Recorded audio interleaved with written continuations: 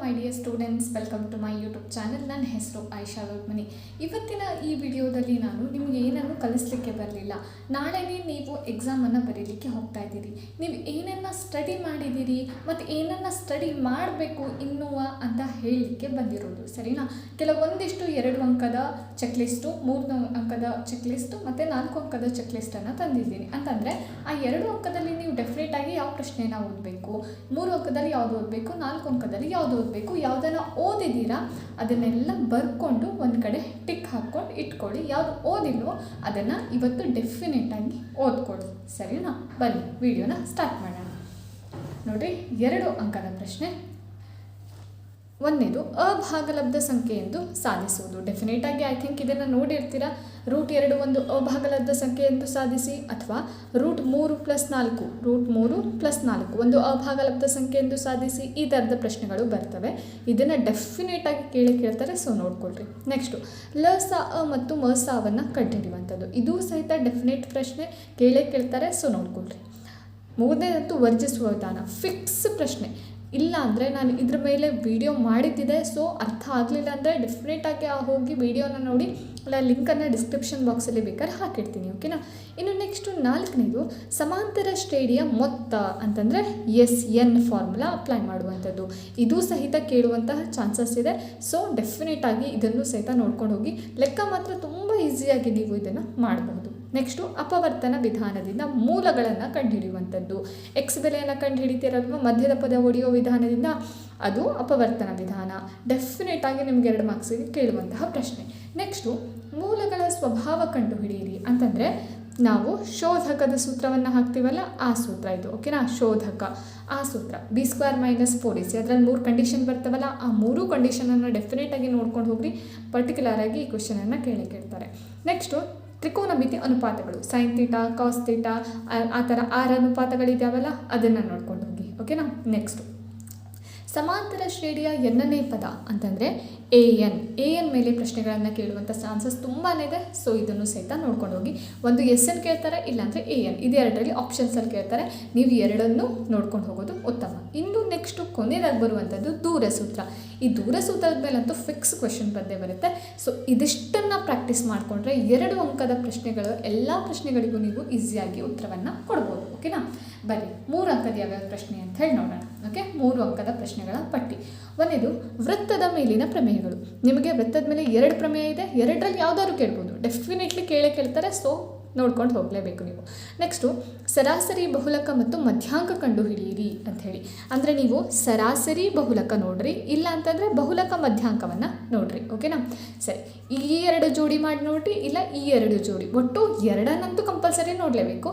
ನಂದು ಏನು ಒಪಿನಿಯನ್ ಅಂದರೆ ನೀವು ಬಹುಲಕ ಮತ್ತು ಮಧ್ಯಾಂಕವನ್ನು ನೋಡ್ರಿ. ಬಹುಲಕದ ಮೇಲೆ ಆಲ್ರೆಡಿ ನಾವು ವಿಡಿಯೋನ ಮಾಡಿದ್ದೀನಿ. ಈ ಮಧ್ಯಾಂಕದ ವಿಡಿಯೋನ ನೆಕ್ಸ್ಟು ಈಗ ಅಪ್ಲೋಡ್ ಮಾಡ್ತೀನಿ ನಾನು, ಓಕೆನಾ?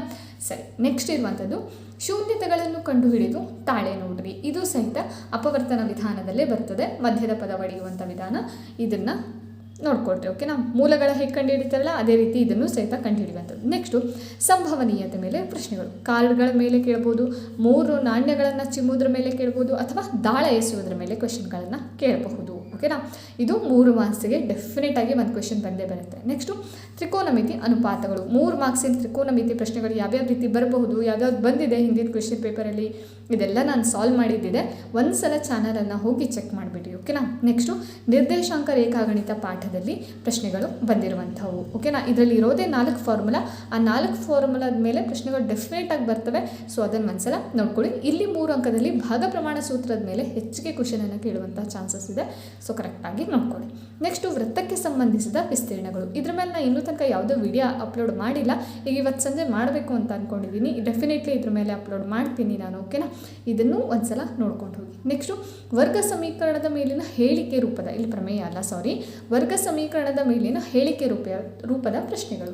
ಇದನ್ನು ಸಹಿತ ನಾನು ಅಪ್ಲೋಡ್ ಮಾಡಿದ್ದೀನಿ. 2 ವಿಡಿಯೋ ಇದೆ ಐ ಥಿಂಕ್ಸ್ ನನ್ನ ಚಾನಲಲ್ಲಿ. ಒಂದ್ಸಲ ಹೋಗಿ ನೋಡಿದ್ರೆ ಎಲ್ಲ ಈಸಿಯಾಗಿ ಕ್ಲಿಯರಾಗಿ ಅರ್ಥ ಆಗಿಬಿಡುತ್ತೆ ನಿಮಗೆ, ಓಕೆನಾ? ಸರಿ, ಈಗ ನೆಕ್ಸ್ಟು 4 ಅಂಕದ ಪ್ರಶ್ನೆ ಯಾವುದು ಅಂತ ನೋಡೋಣ. ಬನ್ನಿ 4 ಅಂಕದ ಪ್ರಶ್ನೆಗಳು. ಒಂದನೇದು ಗ್ರಾಫ್. ಡೆಫಿನೆಟ್ಲಿ ಗ್ರಾಫನ್ನಂತೂ ಕೇಳೇ ಕೇಳ್ತಾರೆ, ಅದರಲ್ಲಿ ಯಾವುದೇ ರೀತಿ ಡೌಟ್ ಇಲ್ಲ. ಸೊ ಏನೇ ಡೌಟ್ ಇದ್ದರೂ ಗ್ರಾಫಲ್ಲಿ ಅದನ್ನು ಕ್ಲಿಯರ್ ಮಾಡ್ಕೊಂಡು ಹೋಗಲೇಬೇಕು ನೀವು. ನೆಕ್ಸ್ಟು ಪ್ರಮೇಯಗಳು ಬರ್ತವೆ. ಅದರಲ್ಲಂತೂ 4 ಪ್ರಮೇಯ ಫಿಕ್ಸು. ಥೇಲ್ಸ್ ಪ್ರಮೇಯ, ಕೋನ ಪ್ರಮೇಯ, ಬಾಹು ನಿರ್ಧಾರಕ ಗುಣ ಪ್ರಮೇಯ, ಬಾಹು ನಿರ್ಧಾರಕ ಗುಣ ಪ್ರಮೇಯ. ಈ 4ರಲ್ಲಿ ಯಾವುದಾದ್ರೂ ಒಂದನ್ನು ಡೆಫಿನೆಟ್ಲಿ ಆಗಿ ಕೇಳ್ತಾರೆ. ಮತ್ತು ಥೇಲ್ಸ್ನ ವಿಲೋಮ ಪ್ರಮೇಯ ಇದೆ, ಅದನ್ನು ಸಹಿತ ಕೇಳುವಂಥ ಚಾನ್ಸಸ್ ಇದೆ. ಸೊ ಡೆಫಿನೆಟ್ಲಿ ಈ 5 ಪ್ರಮೇಯಗಳನ್ನು ನೋಡ್ಕೊಂಡು ಹೋಗ್ಬಿಟ್ಟು ಓಕೆನಾ. ಇನ್ನು ತ್ರಿಕೋನಮಿತಿ ಅನ್ವಯಗಳು ಪಾಠದ ಮೇಲೆ ಕ್ವೆಶ್ಚನ್ ಕೇಳ್ತಾರೆ. ಇದ್ರ ಮೇಲೂ ಸಹಿತ ಸುಮಾರಷ್ಟು ವಿಡಿಯೋಗಳನ್ನು ಅಪ್ಲೋಡ್ ಮಾಡಿದ್ದೀನಿ, ಸೊ ನೋಡ್ಕೊಳ್ರಿ. ನೆಕ್ಸ್ಟ್ ಇರುವಂಥದ್ದು ಸಮಾಂತರ ಶ್ರೇಣಿ. 4 ಅಂಕದ ಪ್ರಶ್ನೆ ಡೆಫಿನೆಟ್ಲಿ ಕೇಳ್ತಾರೆ. ಯಾವ ರೀತಿ ಅದನ್ನು ಸಾಲ್ವ್ ಮಾಡಬೇಕು, ಈಸಿ ಇರುತ್ತೆ. ಈ ಸಮಾಂತರ ಶ್ರೇಣಿ 4 ಅಂಕದ ಪ್ರಶ್ನೆ ಈಸಿ ಇರುತ್ತೆ. ಯಾವ ರೀತಿ ಅರ್ಥ ಮಾಡ್ಕೋಬೇಕು ಪ್ರಶ್ನೆಯನ್ನು, ಯಾವ ರೀತಿ ಸಾಲ್ವ್ ಮಾಡಬೇಕು ಅನ್ನೋದು ಆಲ್ರೆಡಿ ಸುಮಾರಷ್ಟು ವಿಡಿಯೋದಲ್ಲಿ ಹೇಳಿದ್ದಿದೆ. ಒಂದು ಸಲ ಚಾನಲನ್ನು ಹೋಗಿ ಚೆಕ್ ಮಾಡಿಬಿಡಿ. ಇನ್ನು ನಿಮಗೆ 5 ಅಂಕದ ಪ್ರಶ್ನೆ ಬರುತ್ತೆ. ಅದು ಒಂದೇ ಒಂದು ಪಾಠದ ಮೇಲೆ, ಯಾವುದು ಮೇಲ್ಮೈ ವಿಸ್ತೀರ್ಣಗಳು ಮತ್ತು ಘನಫಲಗಳು. ಅದರದ್ದು ಸುಮಾರು 4-5 ವಿಡಿಯೋಗಳು ಆಲ್ರೆಡಿ ಚಾನಲಲ್ಲಿ ಅಪ್ಲೋಡ್ ಆಗಿದೆ. ಒಂದು ಸಲ ಹೋಗಿ ಚೆಕ್ ಮಾಡಿಬಿಟ್ರೆ ನಿಮಗೆ ಈಸಿಯಾಗಿ ಯಾವ ವೇದಲ್ಲಿ ಅರ್ಥ ಆಗುತ್ತೆ ಅಂಥೇಳಿ ನಾನು ಅರ್ಥ ಮಾಡಿಸಿದ್ದಿದೆ ಓಕೆನಾ. ಒಂದು ಸಲ ಹೋಗಿ ಅದನ್ನು ಚೆಕ್ ಮಾಡಿಬಿಡಿ. ಇದಿಷ್ಟನ್ನು ನೀವು ಒಂದು ಪೇಪರಲ್ಲಿ ಬರ್ಕೊಂಡು ಇದು ಆಗಿದೆ ಅಂತಂದರೆ ಅದ್ರ ಮುಂದೆ ರೈಟ್ ಮಾರ್ಕ್ ಹಾಕಿ. ಆಗಿಲ್ಲ ಅಂತಂದರೆ ಅದೇ ಟೈಮಿಗೆ ಕುಂತು ಅದನ್ನು ಪ್ರಾಕ್ಟೀಸ್ ಮಾಡ್ಕೊಳ್ಳಿ. ಯಾಕಂದರೆ ಇದಿಷ್ಟು ಪ್ರಶ್ನೆಗಳನ್ನು ಓದಿದ್ರೆ ಸಾಕು, ನೀವು ಆರಾಮ್ಸೆ 70+ ತೆಗಿಬಹುದು ನೋಡಿರಿ. ಈಸಿಯಾಗಿ 70+ ತೆಗಿಬೋದು. ಸೊ ಇದಿಷ್ಟನ್ನು ಕರೆಕ್ಟಾಗಿ ಹೀಗೆ ಕುಂತು ವಿಡಿಯೋ ನೋಡಿದ ತಕ್ಷಣ ಪೇಪರಲ್ಲಿ ಬರೆದು ಅದರಲ್ಲಿ ಯಾವ್ಯಾವ್ದು ಬರೆದಿದ್ದೀರಿ, ಯಾವ್ಯಾವ್ದು ಬಂದಿದೆ, ಯಾವ್ಯಾವ್ದು ಓದಬೇಕು ಅನ್ನೋದನ್ನು ರೈಟ್ ಮಾರ್ಕ್ ಹಾಕಿ ಈಗಲೇ ಓದಲಿಕ್ಕೆ ಸ್ಟಾರ್ಟ್ ಮಾಡಿ ಓಕೆನಾ. ಸರಿ, ಇಲ್ಲಿಗೆ ಈ ವಿಡಿಯೋನ ಎಂಡ್ ಮಾಡ್ತಾ ಇದ್ದೀನಿ. ಈ ವಿಡಿಯೋನ ಲೈಕ್ ಮಾಡಿ, ನಿಮ್ಮ ಫ್ರೆಂಡ್ಸ್ ಜೊತೆ ಇದನ್ನು ಶೇರ್ ಮಾಡಿ, ಚಾನಲ್ನ ಸಬ್ಸ್ಕ್ರೈಬ್ ಮಾಡೋದು ಮಾತ್ರ ಮರಿಬೇಡಿ. ಡೌಟ್ ಏನೇ ಇದ್ದರೂ ಸಹಿತ ಕಮೆಂಟ್ ಬಾಕ್ಸಲ್ಲಿ ತಿಳಿಸಿ ಓಕೆನಾ.